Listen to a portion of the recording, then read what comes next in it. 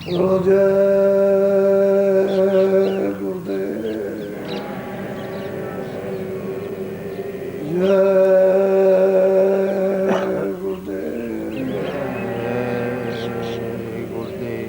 जय गुरुदेव नाम किसका प्रभु का जय गुरुदेव नाम किसका प्रभु का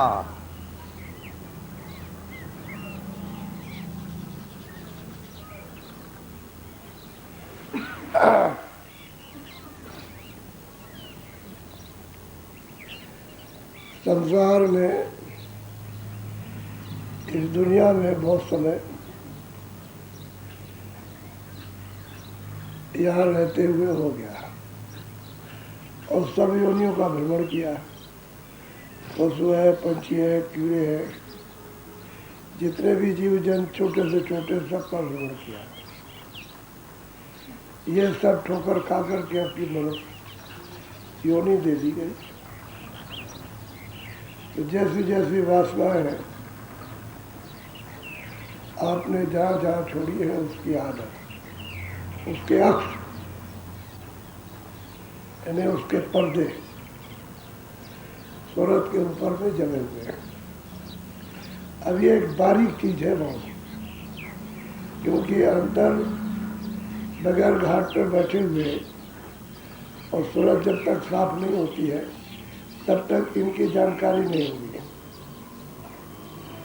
जब सूरत साफ होगी, अंतःकरण साफ होगा, मन बुद्धि चित्त साफ होंगे और दृष्टि जब देखने लगेगी तब ये पर्दे सब नजर आते हैं, तब बोध होता है, तब इनका ज्ञान होता है कि किस किस तरह से कैसी कैसी धाराओं में हमने अपनी वासनाओं को फंसा रखा और गुरु की किस प्रकार से कृपा और दया उसकी हो रही है। तो जैसे जैसे तुम धीरे धीरे संसार में जुगों जुगों से फंस गए, सबका आप नाम लेना भूल गए, ईश्वर को भी भूल गए, ब्रह्म को भी भूल गए, पार्वती को, वो मालिक तो कभी याद आता ही नहीं, किसी को पता ही नहीं है।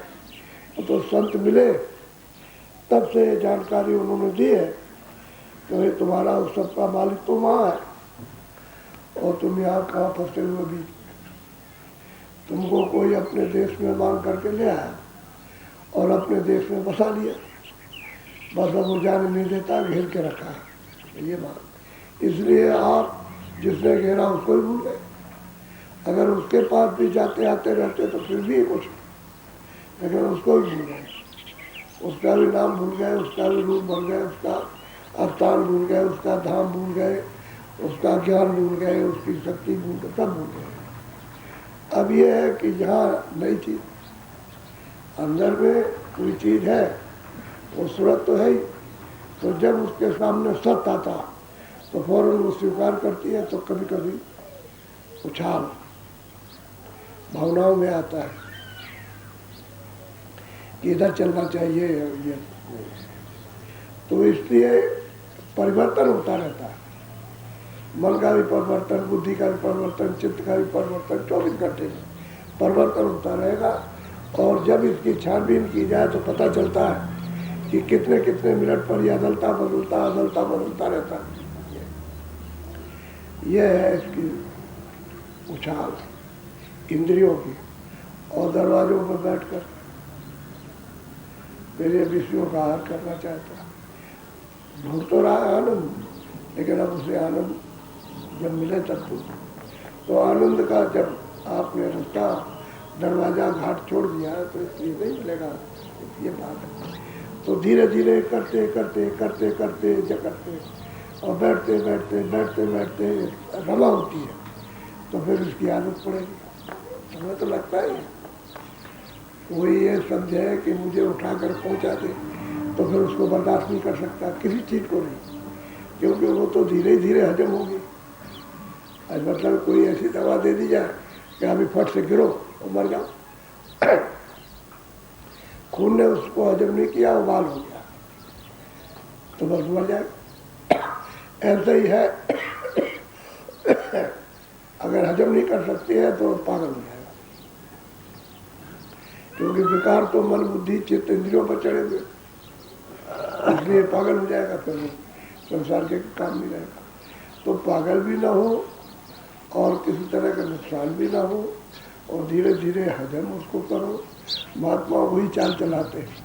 तुम कितना भी अपनी तरफ से कहते रहो, उससे क्या होता है? वो तो अपना काम तो करते ही रहते हैं, अपने काम में कोई ढिलाई नहीं है। अब यह है कि तुमको चाहिए कि हम उसी तरह से अपनी रफ्तार धीरे धीरे पकड़ दें, तब तो फिर ठीक है। आदमी फिर बदलता है, बदलते बदलते संसारी उसके सामने घटनाएं आती, उसका धक्का लगता है तो सहन कर लेता है। इस विवेक में सत्संग में सहन करता है कि भाई तो हमको रोज बताया गया था कि तुम्हारा यहाँ कोई नहीं है, तुम्हारे जो बस की चीज़ है वो तुम्हारी नहीं है, उससे तुम काम नहीं लेते हो, और जो बेबस चीज़ है उसके अपने हाथ मारते हो, तो वो कैसे मिलेगी आपको? इसलिए मकान तो दूसरे का है। वो कहता है भाई आप हम नहीं रख सकते, और हमारे मकान में इतने दिन रह लिया आपने, चाहे बच्चा हो चाहे बच्ची हो चाहे पति पत्नी कोई हो, तो निकाल के बाहर करेगा, और उस पर आपका कोई जोर है नहीं कि चलो भाई हम कुछ कर लेंगे, आप कुछ नहीं कर सकते हो। इसलिए धीरे धीरे यानी मतलब यह है आदत भी बन जाती है और अंदर में भाजन भी होने लगता है। तो आदमी अपनी बदहोशी नहीं लाता और कुछ बिगड़ता भी नहीं, बदस्तूर ग्रस्त भी चलता रहेगा और वैसे परमार्थ भी कमा लेता है। इसलिए नहीं तो गिरा तो फिर बेकार हो गया, तो गृहस्थी में गिर नहीं पाता, लगा रहेगा और फिर मतलब ये कर ये संभाल बूझ करके।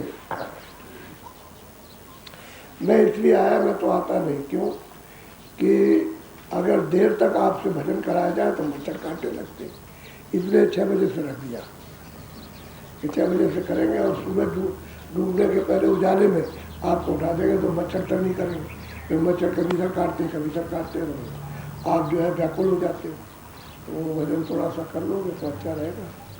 आज सुबह जब घंटी 3 बजे बजेगी तो आप मतलब पौन घंटे में अपनी टट्टी पेशाब होकर के मुँह हाथ धोकर सब यहाँ करके यहाँ बैठ जाओ। पहले सत्संग होगा,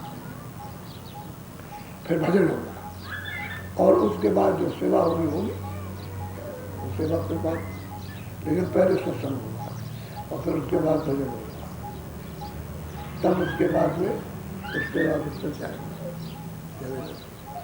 अब यह है कि ऐसा जरूरी है, इसलिए आपको सबको बता दिया। और जो जिस जहाँ पर है, अभी मंदिर में काम लगा हो तो बेचारे 9 बजे तक, 8:30 पौने 9, 10:30 बजे तक करते ही रहते काम, सेवा करते, तो सुबह से लेकर के शाम तक करते ही रहते हैं जो सेवा कार्य में लगे हो। तो आप मतलब ये है कि सब के सब वहाँ से इकट्ठे हो जाएंगे सत्संग में।